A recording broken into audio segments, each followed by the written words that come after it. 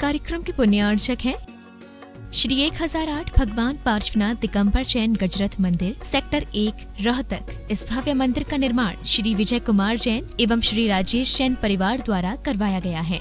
Shri Rajesh Jain MD LPS बोसाड़, धर्मपत्नी श्रीमती संध्या Jain, Shri Vijay Kumar Jain UPS Lakshmi, धर्मपत्नी श्रीमती दीपा जैन, श्री सुभाष चंद्र जैन, श्रीमती सविता जैन, ऋषभ जैन, श्री पल्लव जैन, श्रीमती श्वेता जैन, अर्चित जैन, आश्वित जैन, पता कोलकाता। स्वर्गीय श्री रतन लाल जी जैन की स्मृति में श्रीमती रमीला जैन, श्री शांतिलाल जी जैन, श्रीमती सोनल जैन, श्री मयंक जैन, गर्भ एवं पर्व जैन, बांसवाड़ा राजस्थान, श्रीमती शांता देवी, श्री कांतिलाल जी जैन, तृप्ति हर्ष जैन, शिरोमणि संरक्षक गुणायतन, विनीता विकास जैन, सारा अवनी रिद्धि अनंत तीर्थेश जैन, इंदौर मध्य प्रदेश, श्रीमती सीमा, श्री विनोदी लाल जैन, शुभी राज जैन, प्रणम जैन, प्रतापगढ़ राजस्थान एवं समस्त बारोड़ परिवार।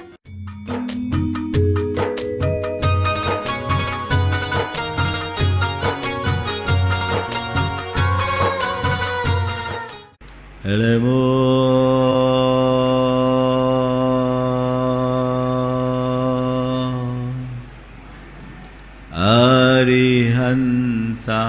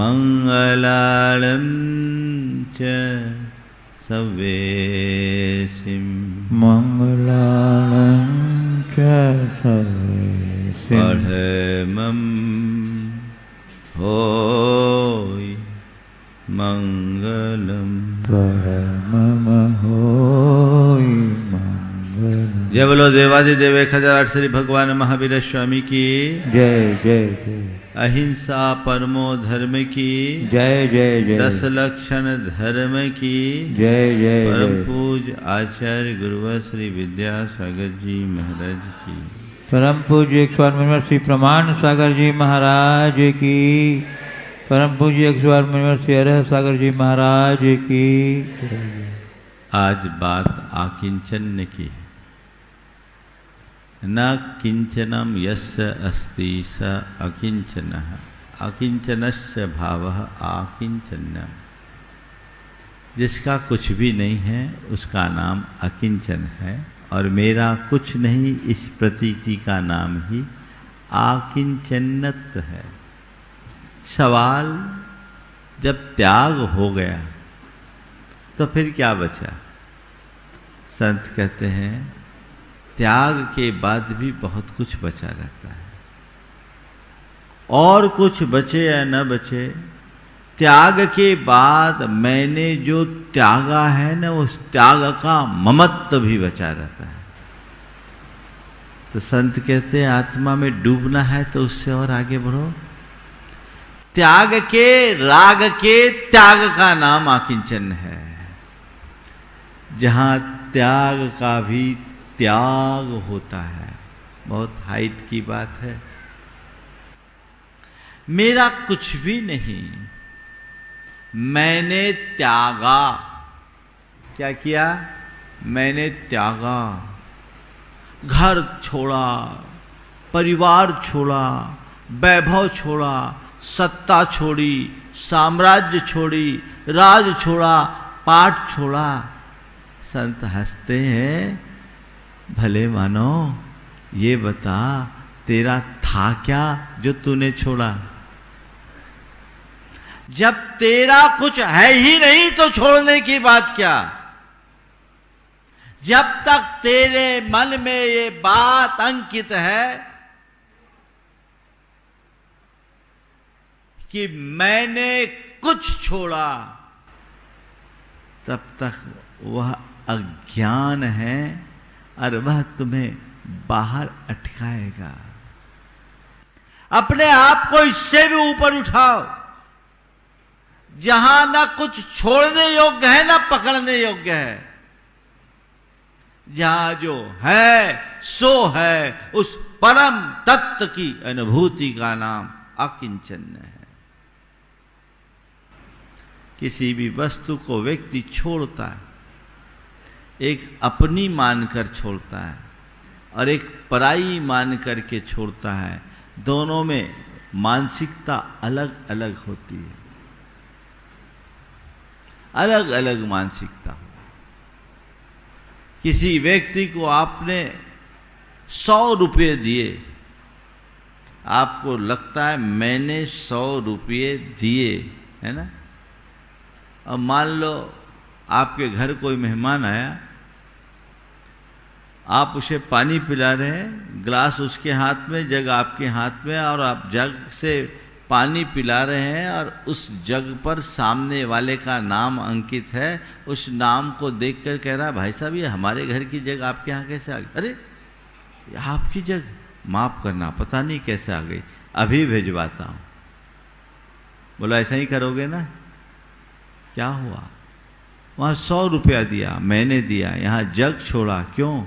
ये तुम्हारा था, मेरा था ही नहीं, माफ करना, गलती से आया, मैंने तुम्हें दे दिया। बस त्याग 2 तरीके से होता है, एक पर को अपना मानकर और एक पर को पर मानकर। पर को अपना मानकर त्याग करने में अहंकार और ममकार प्रकट होता है, और पर को पर मानते ही सारा अहंकार और ममकार विनष्ट हो जाता है।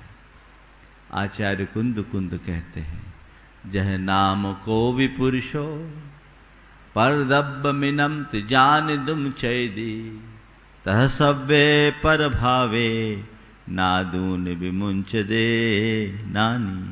जैसे कोई व्यक्ति ये वस्तु पराई है ऐसा मानकर, ऐसा जानकर उसे तत्क्षण छोड़ता है, वैसे ही ज्ञानी समस्त पर भावों को पर मानकर उसे छोड़ देता है। जानो क्या है मेरा। आज आकिंचन्य है ना।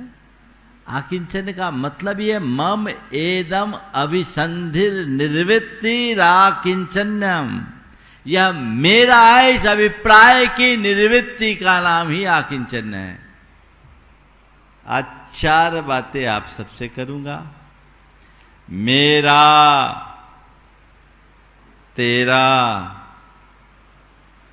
मेरा, तेरा, तेरा मेरा, मेरा तेरा, मेरा तेरा, तेरा मेरा, मेरा तेरा, और न तेरा न मेरा जग चिड़िया रैन बसेरा। बस इसे ही समझना। संसार में बहुत तेरे लोग मेरा मेरा मेरा मेरा कहते फिरते हैं ना। ये मेरा, वो मेरा, ये मेरा, वो मेरा, है ना। क्या क्या है तेरा? हाँ, इसमें भी 4 श्रेणी है। मेरा, मेरा तो है ही, तेरा भी मेरा। दूसरा कहता भैया मेरा मेरा, तेरा तेरा। तीसरा उदार है, वो कहता ले मेरा मेरा तेरा तेरा, न माने तो ले मेरा भी तेरा। और चौथा कहता भैया काहे झंझट में पड़ते हो, न मेरा न तेरा, चिड़िया रहने बसेरा। ये तो सुबह शाम का डेरा है जो कभी भी उखड़ जाएगा। समझिए आज बात समझने की, मेरा क्या है।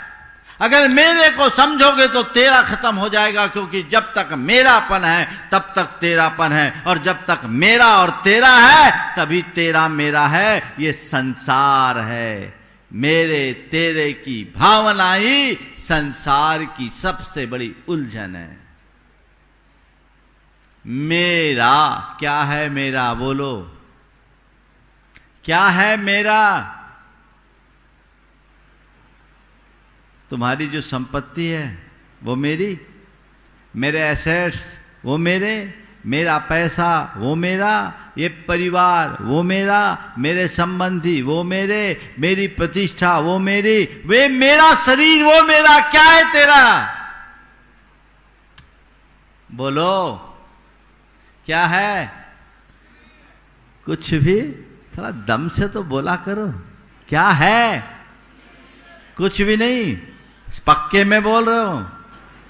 तो फिर जब कुछ भी नहीं है तेरा, तो फिर क्यों कहते हो मेरा मेरा? जब ये तुम कह रहे हो कुछ भी नहीं है, फिर ये चीखा चिल्ली क्यों? ये खींचा तानी क्यों? मेरा मेरा मेरा मेरा कहते कहते पूरा जीवन बीत जाता है, क्योंकि मनुष्य को अंत तक ये पता नहीं चलता कि असल में मेरा क्या है। ध्यान रखना, मेरा क्या है इसे जानना है, तो मैं क्या हूं इसे जानो। जिस दिन तुम्हें पता लग जाएगा कि मैं कौन हूं, उसी पल तुम्हें समझ में आ जाएगा मेरा क्या है। मैं कौन हूं? पूछो अपने मन से, कौन हूं? अपने नाम पर, अपने मुंह पर सबका नाम आ जाएगा, जबान पे नाम आ जाएगी, मैं ये हूं, मैं वो हूं, मैं प्रमाण सागर। क्या हूं? अपनी बात कर लूं ज्यादा अच्छा है, आप लोगों को क्यों उलझाऊं? क्या है? मैं प्रमाण सागर हूं। फिर जब प्रमाण सागर हूं तो मेरी बड़ी ख्याति है, मेरी बड़ी प्रतिष्ठा है, मेरे बड़े फॉलोअर्स हैं, मेरे बड़े भक्त हैं, मेरा बड़ा प्रभाव है, मेरे बड़े प्रशंसक हैं। ये सब चीजें जुड़ गई ना, तो ये सब चीजें प्रमाण सागर के साथ जुड़ती जाएगी, और न जाने कितनी कितनी चीजें को ये जोड़ता रहेगा। और जब मैं अपने आप को उस रूप में देखूंगा, तो मेरी दौड़ इन्हीं चीजों की ओर होगी जो मेरे मेरे मेरे मेरे साथ को जोड़ती है, क्योंकि मैंने अपनी एक काल्पनिक छवि बना रखी है, और मैं जानता हूं कि ये प्रमाण सागर नाम का जो व्यक्ति है, उसकी महिमा तभी है जब उसके साथ ये ढेर सारी मेरी मेरी मेरी मेरी मेरी मेरी जुड़ते जाए जुड़ते जाए जुड़ते जाए, और जीवन वो उसी में लगा कर खपा कर खत्म कर देगा, है ना? ऐसा ही तो होता है। पर संत कहते हैं भाई तू जान तो सही तू है कौन? तू अपने आप को मान रहा है, तू जो मान रहा है असल में तू है नहीं। तू जो है उसे पहचान। ये तो ऊपर का चोला है, ये व्यवहार चलाने का साधन है, एक केवल नाम है पुकारने और संबोधन का आधार। गुरु ने तुम्हें ये नाम दे दिया, ठीक है, आज तूने ये बाना धार लिया, ये ठीक है, तुझे दीक्षा लेने का सौभाग्य मिल गया, ये ठीक है, आज तेरी एक मुनि के रूप में पहचान हो गई, ये ठीक है, लेकिन तू मुनि नहीं है। न तो तू मुनि है न अमुनि है, न साधु है न असाधु है, तू तो जो है सो है, उसे पहचान। एगो अहमिको खल शुद्धो दंसन नान मय्यो सदा रूबी नबियाथी मज्ज किंचवी अन्नम परमाणु मित्तम पी। मैं एक मां शुद्ध दर्शन ज्ञान से स्वरूपी चैतन्य अरूपी आत्मा हूं। मेरी आत्मा से पृथक एक परमाणु भी मेरा नहीं है। ये जीवन का एक बड़ा सत्य है, इसे जानो। तो जब मैं को पहचानूंगा तो फिर मेरा सब छूट जाएगा, क्योंकि मेरा एक परमाणु भी नहीं है। एगो में सास दो आदा नान दंसन लखनो, शेषा में बाहिरा भावा सब्बे संजोग लखना। मैं केवल ज्ञान दर्शन लक्षण वाला एक आत्मा हूं, एक परमाणु भी मेरा नहीं है। जिसे ये समझ में आ जाता है उसके मुख से कभी मेरा मेरा नहीं निकलता। है ऐसा विश्वास? मेरा एक परमाणु भी नहीं है, क्योंकि मैं एक आत्मा हूं, चैतन्य स्वरूप हूं। उसे पहचानो, जो तुम हो उसे जानो। इस भ्रांत काल्पनिक छवि में उलझने से बाजाओ। इसी ने तुम्हारे संसार को बढ़ाया है और इसी के पीछे तुम आज तक दुखी होते रहो। जब तक तुम अपने आप को जानोगे नहीं, जब तक तुम अपने आप को पहचानोगे नहीं, तब तक तुम्हारे जीवन का कल्याण नहीं होगा। जो तुम हो उसे जानो। न विहोदि अपमत्तो नपमत्तो जान गोद जो भावो, एवं भनंति शुद्धम नादा जो सोद सोचिव। वे कहते ना, तुम प्रमत्त हो ना अप्रमत्त हो, तुम जो हो सो हो, बस तुम हो, उसे पहचानो। मैं को जानोगे तो मेरा छूट जाएगा, और जब तक पर में मैं का भाव रखोगे मेरा जुड़ा रहेगा। और जब मेरा होगा तो तेरा आएगा, और जहां मेरा तेरा होगा वहां तेरा मेरा होगा। पूरा जीवन टेढ़ा होगा। ये उलझते आए हैं आज तक की हमारी तुम्हारी हर संसारी प्राणी की कुछ ऐसी ही कहानी है। अब इस कहानी को विराम देना है, कहानी बदलना है, अपनी असली कहानी पहचाननी है और उसे पूरी करनी है। मेरा केवल मैं हूं, इसे जानो। मेरा कुछ नहीं है। हाँ, मेरे पास चीजें हो सकती है पर मेरी नहीं।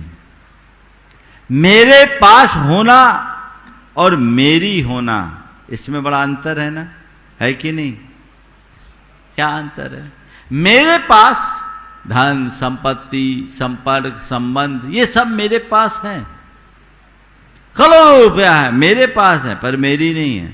देखो, आपके पास 2, 5, 10 करोड़ होगा, और कोई होंगे तो अरबपति होंगे, 100-200 करोड़ होंगे, कोई 1000 करोड़ वाले होंगे। लेकिन एक बैंक के मैनेजर के पास, बैंक के मैनेजर के पास क्या होता है? करोड़ों। जितना बड़ा बैंक उतना ज्यादा माल, अरबों भी हो सकता है। लेकिन बैंक का मैनेजर क्या कहता है? ये संपत्ति मेरी है। क्या बोलता है? मेरे पास है, मैं केवल कस्टोडियन हूं, मालिक नहीं, ऑनर नहीं हूं, है ना। तुम्हारे पास का 1000 रुपया भी हो ना, तुम उसमें मालिकियत रखते हो, और उसके पास वो करोड़ों रुपया सामने जिसको व्यवस्थित कर रहा है, मैनेज कर रहा है, लेन देन कर रहा है, लेकिन उसको क्या पता है ये मेरी है? क्या है? मेरी है। किसकी है? किसकी है? पब्लिक की है, मेरी नहीं है। उसे इस बात का पता है मेरे पास है, मेरी नहीं है, औरों की धरोहर है। सही है ना ये बात? बोलो, सही है? मेरी नहीं है, औरों की धरोहर है। तो संत कहते यही तो तुमसे समझाना चाहते हैं। तेरे पास ये धन, तुम्हारी ये संपत्ति, तुम्हारा ये राजपाट, ये वैभव महल, ये ठाट बाट, ध्यान रख, तेरा नहीं है, किसी की धरोहर है। तेरी नहीं है सब चीजें, किसी की धरोहर है। किसकी धरोहर है? किसकी धरोहर है? बोलो। हाँ? तुम्हारे पास जो है वो तुम्हारी नहीं, कर्मों की धरोहर है। कोई व्यक्ति आपको धरोहर दे, जैसे मान लीजिए किसी को अभिषेक करना, अपने जेब के रुपया दिया, भला भैया ये संभाल लो, मैं अभिषेक करके आता हूँ, और किसी के पास लाख रुपया हो, अपने आप को लखपति मानने लगे, तो उसको हम क्या कहेंगे? हाँ, क्या कहेंगे? क्यों? दूसरों के पैसे पे इतना रहा, उसका है कहाँ? वो भी आएगा, वापस ले लेगा, देना पड़ेगा। ऐसा ही ना करना पड़ेगा? चलो कदाचित तुम सामने वाले को बेवकूफ़ भी बना सकते हो, दूसरे का धन हड़प भी सकते हो, पर किसी पावरफुल इंसान का पैसा तुम्हारे पास हो तो फिर मान लो, कल्पना के लिए, पीएमओ का पैसा आपके पास हो, पीएमओ की कोई संपत्ति आपके पास कुछ समय के लिए दी गई हो, आप उसको डकार पाओगे?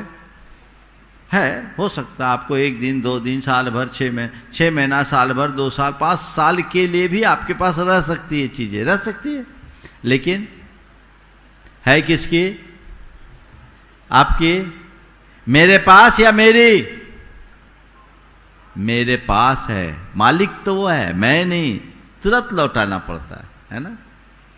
तो मैं आप सबसे इतना ही कहता हूं, तुम्हारे पास जो है उस पर तुम्हारा कोई अधिकार नहीं, तुम्हारा कोई बस नहीं, क्योंकि वो कर्म की संपत्ति है, और कर्म जब चाहे सीधे उसको इधर से उधर भेज सकता है।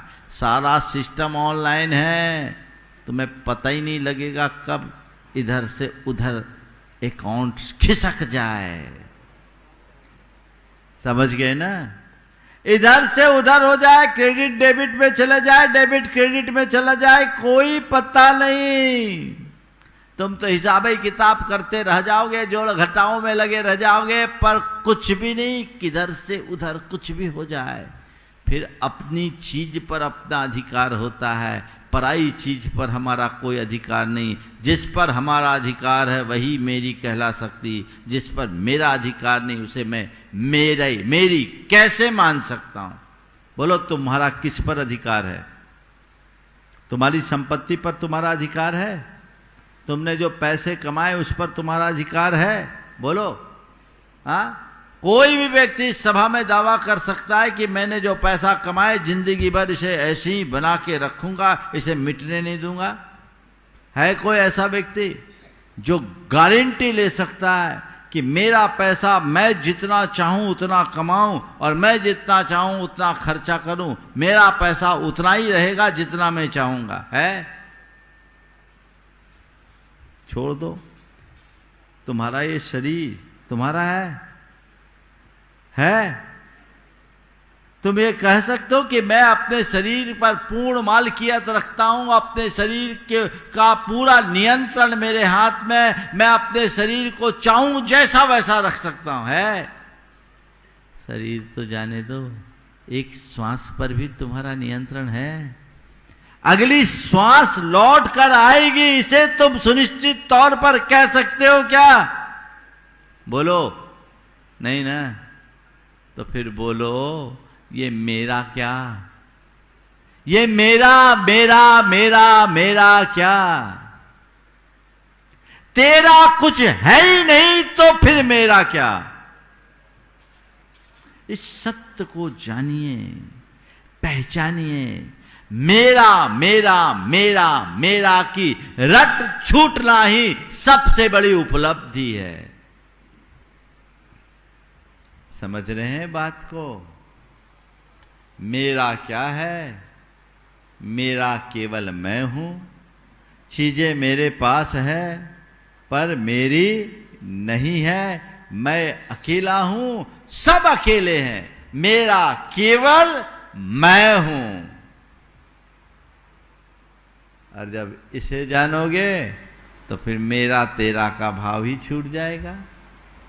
लेकिन जो इसे नहीं जानते वो जिंदगी भर मेरा मेरा मेरा मेरा की रट लगाते हैं और फिर उसे जोड़ने की कोशिश करते हैं, उसमें भी उनको संतोष नहीं होता, तो कहते मेरा सो मेरा है ही, तेरा भी मेरा। ये तृष्णा और व्यामोह उनका और अधिक प्रबल हो उठता है। ये तेरा जो है वो भी मेरा, इतने में मुझे चैन नहीं। और इस चक्कर में आपस में कितना द्वंद्व और संघर्ष होता है।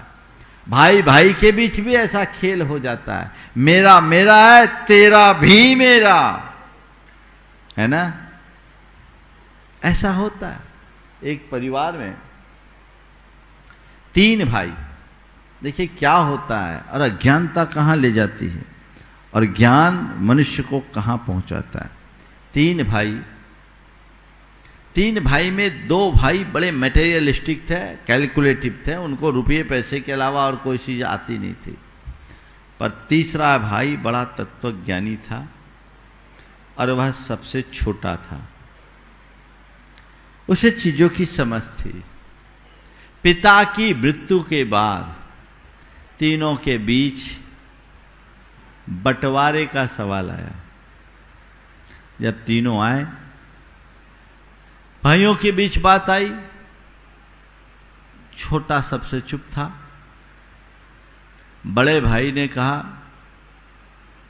कि इसका बंटवारा होगा 3 हिस्से में होगा, और 3 हिस्से में मैं अपने परिवार के कारोबार में 30 साल से सम्मिलित रहा हूं,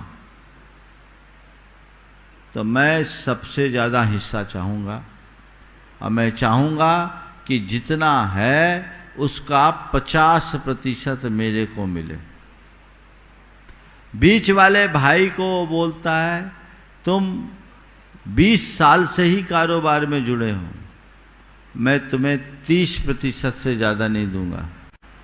और तीसरे भाई से कहता है तुम्हें अभी ज़्यादा जुड़े देर नहीं हुआ, तुम तो बाहर काम करके आए, 10 साल ही कारोबार में तुम्हारी सहभागिता रही है, इसलिए तुम्हें 20% में संतोष रखना पड़ेगा। छोटे ने कहा भैया हमें आपके सब प्रस्ताव मान्य हैं, आप मुझे 20% भी दे रहे हैं, ये आपकी उदारता है। अगर नहीं भी दें तो मुझे इस बात का सुकून है कि मैं और कुछ पाऊं या ना पाऊं, पिता की गुडविल तो मेरे हिस्से में रहेगी, वही मेरे लिए पर्याप्त होगी, मुझे इसकी जरूरत नहीं है। लेकिन जो बीच का भाई था वह उलझ पड़ा, बोला ऐसे कैसे होगा, आप 50% मैं 30% में नहीं ले सकता, आप 50% मैं 30%, ऐसा नहीं हो सकता, आपका 50% तो मेरा भी 50%, जितना आपका उतना मेरा, इसलिए आप भी अपनी कटौती करो, मैं भी अपनी कटौती करूंगा, दोनों 40% रखे, छोटे को 20% दे। वो कहता नहीं मैं 50% से कम नहीं लूंगा, तुम्हें 30% दूंगा, आपस में खींचातानी। तीसरे ने कहा भैया मेरी एक विनती है। बोले क्या? आप एक काम करो, आप दोनों आधा आधा ले लो, मुझे छोड़ दो, मैं कहीं नौकरी करके भी अपनी ज़िंदगी चलाने में समर्थ हूँ, मुझे इन सब चीज़ों की कोई ज़रूरत नहीं। पर मैं देख रहा हूँ पिता के मरने के बाद पिता के लिए कोई नहीं रो रहा है, पिता जो संपत्ति छोड़ गए उसके लिए आप एक दूसरे के साथ मरने मारने की बात कर रहे। धिक्कार है, जो संपत्ति पिताजी की नहीं हुई वो हमारी आपकी कैसे हो सकती है। जब छोटे भाई ने ये तत्व भरी बातें कही तो उनकी आंखें खुली। फिर कहा कि अगर आप 40% कर रहे, भैया 50% मांग रहे, थोड़ी सकारात्मकता से देखिए। पिताजी के साथ कारोबार बढ़ाने में बड़े भैया का सबसे बड़ा रोल था, और वो हमारे बड़े हैं तो बड़े होने के हक में उनको ज़्यादा मिलना चाहिए। आप एक काम करो, भैया को 50%, आपको अगर 40% आप अपने मुंह से बोल रहे थे, 10% मेरा ले लो, आपको तो पूरा हो गया, मैं अपना कम कर लूँगा। जब उसने कहा तो हृदय परिवर्तन। बड़े भाई ने कहा भैया तू मेरी आंखें खोल दिया, ठीक है, अब अगर ऐसी बात है तो मैं तो ये कहता हूँ बात बिल्कुल सही है, मेरा जो योगदान था सो था, पर मैं उन सब चीज़ों को भूलता हूँ। तेरी एक बात मेरे जहन में उतर गई, जब पिता ही नहीं रहे तो उनकी संपत्ति का क्या मोह। एक काम करो, अब तीनों इसको बराबरी से बांट लो और अपना जो काम करना है करो। जब बराबरी से बांटने की बात आई तो छोटे ने कहा भैया मेरा तो आप 20% ही दो, आप लोग आपस में या तो 40% ले लो, नहीं तो मेरी एक सलाह है। बोले क्या है? इतनी जो संपत्ति हमारे आपके हाथ में आ रही है वो कम नहीं है, क्यों ना हम इसमें से एक हिस्सा पिताजी के नाम का निकाल दे और परमार्थ के कार्यों में लगा दे, सबसे अच्छा होगा। ये प्रस्ताव तीनों को पसंद आ गया और फिर उन्होंने 30 और 20 के 4 शेयर निकाले और 20% अपना पूरी कंपनी का पैसा परमार्थ के कार्य में लगा दिया और जीवन संभल गया।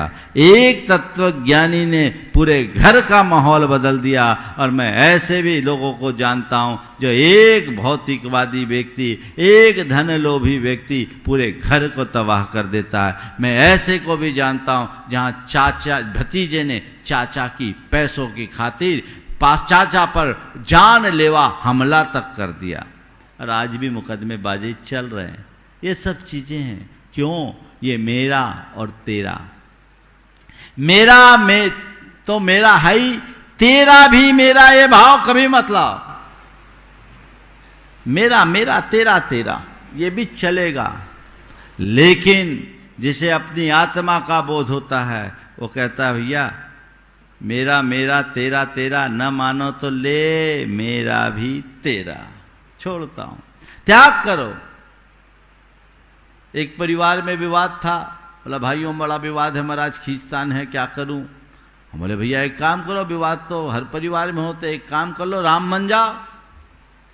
कोई एक राम बनो, और राम बनने के लिए वनवास जाने के लिए तैयार होना पड़ेगा, वनवास स्वीकारना पड़ेगा। लेकिन जो वनवास स्वीकारते हैं वो राम बनते हैं, और जो गृहवास में रहते हैं वो रावण का आदर्श बनाते हैं। तुम क्या चाहते हो तय करो।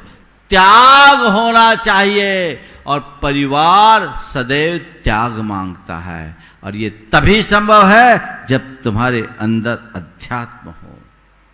पैसा ही जब तक सर्वस्व बना रहेगा, तुम एक एक रुपये के पीछे मरने मारने को तैयार हो जाओगे। और जिस दिन तुम्हें तुम्हारी चेतना का बोध होगा, पैसा तुम्हारे लिए अर्थहीन बन जाएंगे। सही चीजों को समझो। मेरा तेरा, तेरा मेरा, मेरा तेरा, ये क्यों? मेरा क्या है? बस मैं हूं, कुछ भी नहीं है। संसार का एक परमाणु भी तुम्हारा नहीं है, ये मान के चलो। मेरा कुछ नहीं, ये मेरा ही तो सबसे ज्यादा दुखदाई है। क्या है दुखदाई? बोलो। मेरा है ना। जहां मेरापन जुड़ता है ना, वहां दुख होता है, वहीं बंधन है। बद्धते मुच्यते जीवो सममो निर्ममो प्रकमात् तस्मात् सर्व प्रयत्नेन निर्ममत्वं परो भवेत्। यह जीव ममत्व के कारण बंधता है और ममत्व मुक्त होने से मुक्त होता है। इसलिए तुम पूरी ताकत से निर्ममत्व को प्राप्त करो, ममत्व रहित होने का अभ्यास करो, और इससे बचो, क्योंकि ये ममता ही दुख की खान है। देखिए मेरा जुड़ता है ना, तो कैसी कहानी बनती। एक रिक्शा वाले की 1 करोड़ की लॉटरी खुल गई। रिक्शा वाले की 1 करोड़ की लॉटरी खुल गई।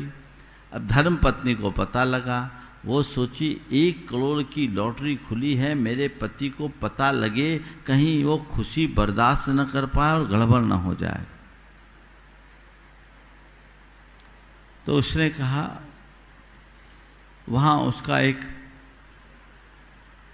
पादरी था, उसके पास गई, बोले कि कोई सॉल्यूशन निकाल दो। ठीक है, तुम अपने पति को मेरे पास भेजो, मैं रास्ता निकाल दूं। उसने जब रिक्शा वाला आया, प्रार्थना करने के बाद उसके पास बैठा, बोला बताओ तुम्हारी अगर 10,000 की लॉटरी निकल जाए तो तुम क्या करोगे? बोले 5,000 आपको दे दूंगा। बोले 1 लाख की लॉटरी निकल जाए तो क्या दोगे? बोले 50,000 आपको दे दूंगा। बोले 10 लाख की लॉटरी खुल जाए? बोले 5 लाख आपको दे दूंगा। बोले 1 करोड़ की लॉटरी खुल जाए? बोले 50 लाख आपको। और जैसे ही सुना 50 लाख आपको, उसका हार्ट फेल हो गया।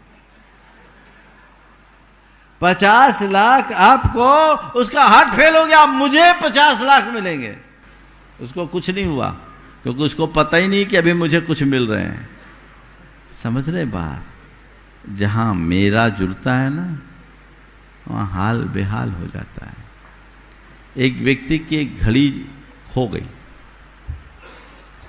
नौकर से बोला घड़ी खोजो,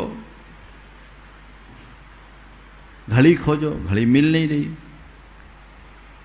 तो नौकर ने कहा बाबूजी आप परेशान काहे हो रहे घड़ी के लिए?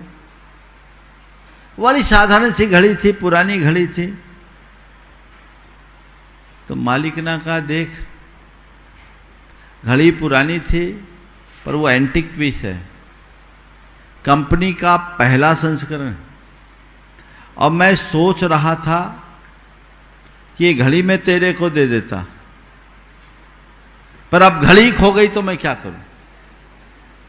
अब जैसे ही नौकर ने सुना ये एंटीक पीस, कंपनी का पहला संस्करण, और आप मुझे घड़ी दे रहे थे, बाबू घड़ी खो गई बड़ा बुरा हो गया, बाबू घड़ी खो गई बड़ा बुरा हो गया।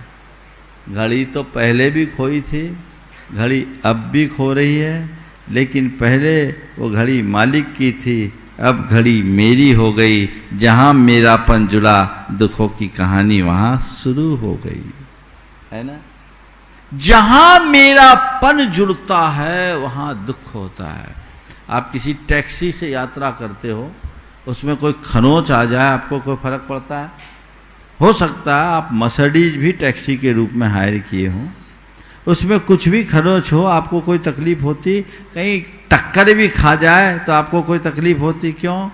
हमारी गाड़ी थोड़ी भाड़े की गाड़ी, और खुद की एक मारुति भी हो तो उसमें एक स्क्रैच आता है, तो स्क्रैच उस पर पड़े या ना पड़े, छाती पर वो स्क्रैच आती कि नहीं? क्यों? ये गाड़ी मेरी है। ठीक है? कोई आदमी मर जाता है तो इसलिए नहीं रोता कि वो मर गया, मरने के बाद पीछे वाला इसलिए रोता कि मेरा क्या होगा, अब तो चले गए, अब मेरा क्या होगा, हमें अकेला छोड़ गए, मेरा क्या होगा, यही सोचते हो ना? बोलो, कभी किसी को रोते देखा? अरे अब चले गए चले गए चले गए चले गए, नहीं, तुम चले गए, मेरा क्या होगा? इसी का नाम तो संसार है ना? एक आदमी की धर्मपत्नी मर गई तो फूट फूट के रो रहा था। धर्मपत्नी मरी, वो फूट फूट के रो रहा था। तो अड़ोस पड़ोस के लोग आए, बोले भाई क्या बात हो गई? साल भर पहले तेरी दादी मरी तो तू इतना नहीं रोया, 6 महीने पहले तेरी माँ मरी तो भी तो इतना नहीं रोया, तेरी पत्नी से इतना लगाओ कि उसके मरने के बाद तो रोए जा रहा है। दादी मरी तो इतना नहीं रोया, पत्नी मरी तो इतना नहीं रोया, और मम्मी मरी तो इतना नहीं रोया, अब तेरी पत्नी मरी तो इतना रोया जा रहा है, तेरा पत्नी से इतना लगाओ। लाश ने कहा लगाओ वगाओ की बातें छोड़ो, दादी मरी तो मोहल्ले भर की सारी दादियां आ गई, बेटा दादी गई तो क्या हुआ, हम तो हैं। माँ मरी, अड़ोस पड़ोस की सारी माताएं आ गई, बोली बेटा माँ चले गई चिंता मत कर, हम तो हैं। पत्नी को मरे 6 घंटे हो गए, अभी तक एक भी नहीं आई। समझ गए?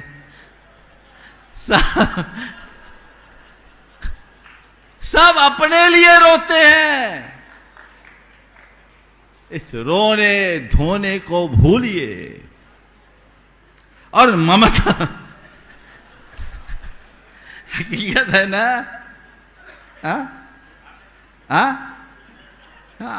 इसलिए चिंता मत करना, कोई रोने आएगी भी नहीं, इसलिए रोना मत। रोने कोई आने वाला नहीं, इसलिए रोना मत। किसी के लिए मत रो, अपने लिए जियो, अपने आप को जानो, अपने आप को पहचानो। तुमने जिन्हें जोड़ रखा है वो तुम्हारे साथ जाने वाली नहीं है। कहते हैं सम्राट सिकंदर ने 27 वर्ष की उम्र में विश्व विजेता बनने का श्रेय पाया। वह जब मरणासन्न था, विश्व विजय अभियान से लौट रहा था, रास्ते में उसकी शरीर की स्थिति अत्यंत गंभीर हो गई, वो मरणासन्न हो गया। उसने अपने परिचारकों से कहा, मेरी एक दिली तमन्ना है, मैं अपनी माँ से बहुत प्यार करता हूँ, तुम लोग किसी तरह मुझे मेरी माँ तक पहुँचा दो। परिचारकों ने कहा, आपको आपकी माँ तक पहुंचाने की गारंटी नहीं ली जा सकती, क्योंकि आपके शरीर की स्थिति इतनी गंभीर है और यूनान यहाँ से बहुत दूर है। कहा आप मेरी माँ तक मुझे नहीं पहुंचा सकते तो कम से कम माँ के यहाँ आने तक मुझे बचा लो, मैं तुम्हें अपना आधा साम्राज्य दे दूंगा। माँ के यहाँ आने तक मुझे बचा लो, मैं तुम्हें आधा साम्राज्य दे दूंगा। तो परिचारकों ने कहा सम्राट, आधा क्या, यदि पूरा साम्राज्य भी दे दो तो माँ के यहाँ आने तक आपको बचाने की गारंटी नहीं दी जा सकती। आधा क्या, पूरा साम्राज्य भी दे दो तो आपकी माँ के यहाँ आने तक आपको बचाने की गारंटी नहीं ली जा सकती। तब सिकंदर के मुख से सहसा निकला, धिक्कार है उस संपदा और साम्राज्य को जिसके पीछे मैंने अपने जीवन की सारी सांसें खपा दी। धिक्कार है उस संपदा और साम्राज्य को जिसके पीछे मैंने अपने जीवन की, मुझे 2 श्वास के लिए बचाने में समर्थ नहीं है। काश मुझे इसका बोध होता, अब मैं चाहूं भी तो रुक सकता नहीं। भाई कानन मंजिल ही कुड्ड बढ़ती आती है, मैं जितना पांव बढ़ाने की कोशिश करता उतनी ही माटी और धसकती जाती है। अब मैं चाहूं भी तो रुक सकता नहीं भाई, कानन मंजिल ही कुड्ड बढ़ती आती है, मैं जितना पांव बढ़ाने की कोशिश करता उतनी ही माटी और धसकती जाती है। मेरे अधरों में घुला हलाहल है काला, नैनों में नंगी मौत खड़ी मुस्काती है राम नाम ही सत्य, असत सब और कुछ, बस यही ध्वनि कानों से आ टकराती है, बस यही ध्वनि कानों से आ टकराती है। उसने कहा मैं मरूंगा, मुझे मरने का कोई गम नहीं, पर मेरी एक गुजारिश है कि जब मैं मरूं और तुम लोग मरने के बाद मेरा जनाजा उठाओ तो एक काम करना, मेरे दोनों हाथ बाहर निकाल देना। जब मैं मरूं मेरा जनाजा उठाओ तो एक काम करना, मेरे दोनों हाथ बाहर निकाल देना। सबने कहा जनाजा हाथ बाहर निकालना तो कायदे के विरुद्ध होगा, ये कैसे होगा? बोले हाँ, सिकंदर का जनाजा कायदे के विरुद्ध ही उठेगा, ताकि दुनिया भर के लोग ये जान सके कि सारे कायदों का उल्लंघन करके विश्व विजेता बनने वाला सिकंदर भी इस दुनिया से खाली हाथ जा रहा है। सिकंदर को तो अपने जीवन के आखिरी क्षणों में ये पता लग गया है राम नाम ही सत्य, सत सब और कुछ। तुम्हें कब पता लगेगा? कितनों का राम नाम सत्य करके आए हो, कितनों को शमशान पहुंचा कर आए हो। तुम्हें कभी इस बात का बोध हुआ? बोलो, कभी इसका बोध हुआ? सोचो क्या है, विचार करने की बात है। 2 दिन की जिंदगी है, पल भर का यह सफर है। कांधों ने तेरे इस पे कितने उठाए मुर्दे, आंखों ने तेरी तुझको कितने दिखाए मुर्दे, फिर भी बना है अंधा जबकि तुझे नजर है। 2 दिन की जिंदगी है, पल भर का यह सफर है। दुनिया में रहने वाले क्या तुझको ये खबर है? 2 दिन की जिंदगी है, पल भर का ये सफर है तुम्हें ये पता?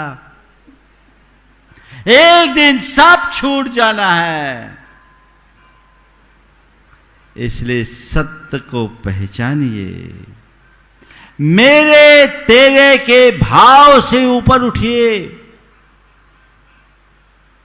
इन्हें समाप्त कर डालिए। मेरा मेरा तेरा तेरा न माने तो ले, मेरा भी तेरा पर तेरा मेरा बने, ये भाव व्यवहार में कभी मत लाओ। मेरा तेरा हो जाए चलेगा, पर तेरा मेरा मैं कभी नहीं बनाना चाहूंगा। और सत्य तो यही है, न मेरा न तेरा, जग चिड़िया रैन बसेरा, सब सुबह शाम का डेरा। यही है ना। कोई भरोसा है जीवन कब तक चले, कोई पता नहीं। लेकिन मनुष्य का ममत्व, उसके मन की मूर्छा, उसके अंतर की आसक्ति उसे उलझा कर रखती है, बुरी तरह जकड़े रहती है, जो उसके अंतरंग में निरंतर बढ़ती है। ये ममत्व शरीर के प्रति, ये ममत्व संबंधियों के प्रति, ये ममत्व संपत्ति के प्रति, ये ममत्व भोगों के प्रति मनुष्य के मन में ज्यों ज्यों गहराता है, त्यों त्यों उसका जीवन दुखी होते जाता है। आज की इस आकिंचन धर्म के दिन अगर एक गृहस्थ के नाते आकिंचनत्व की बात कहते हो तो मैं इतना ही कहता हूँ, एक सूत्र अपने हृदय में रखो, मेरे पास जो है वो मेरे पास है, मेरी नहीं है। मैं उनका उपयोग करूं, उपभोग करूं, पर दूसरों के पास जो है उसकी तरफ मेरी कभी दृष्टि न हो। मेरा मेरा, तेरा तेरा, न माने तो ले मेरा भी तेरा, क्योंकि मैंने तो गुरुमुख से एक ही बात जानी है, न मेरा न तेरा जग चिड़िया रैन बसेरा, सब सुबह शाम का डेरा। बस इतनी बात हृदय में धार ले तो आकिंचनत्व की परम अनुभूति हम सब के जीवन में घटित होगी। समय आप सबका हो गया, यहीं पर विराम। बोलिए परम पूज आचार्य गुरुवर श्री विद्यासागर जी महाराज की। इस कार्यक्रम के पुण्यार्चक थे श्री 1008 भगवान पार्श्वनाथ दिगंबर जैन गजरथ मंदिर, सेक्टर 1 रोहतक। इस भव्य मंदिर का निर्माण श्री विजय कुमार जैन एवं श्री राजेश जैन परिवार द्वारा करवाया गया है। श्री राजेश जैन MD LPS बोसाड़, धर्मपत्नी श्रीमती संध्या जैन, श्री विजय कुमार जैन UPS लक्ष्मी, धर्मपत्नी श्रीमती दीपा जैन, श्री सुभाष चंद्र जैन, श्रीमती सविता जैन, ऋषभ जैन, श्री पल्लव जैन, श्रीमती श्वेता जैन, अर्चित जैन, आश्वित जैन, पता कोलकाता। स्वर्गीय श्री रतन लाल जी जैन की स्मृति में श्रीमती रमीला जैन, श्री शांतिलाल जी जैन, श्रीमती सोनल जैन, श्री मयंक जैन, गर्भ एवं पर्व जैन, बांसवाड़ा राजस्थान, श्रीमती शांता देवी, श्री कांतिलाल जी जैन, तृप्ति हर्ष जैन, शिरोमणि संरक्षक गुणायतन, विनीता विकास जैन, सारा अवनी रिद्धि, अनंत तीर्थेश जैन, इंदौर मध्य प्रदेश, श्रीमती सीमा, श्री विनोदी लाल जैन, शुभी राज जैन, प्रणम जैन, प्रतापगढ़ राजस्थान एवं समस्त बारोड़ परिवार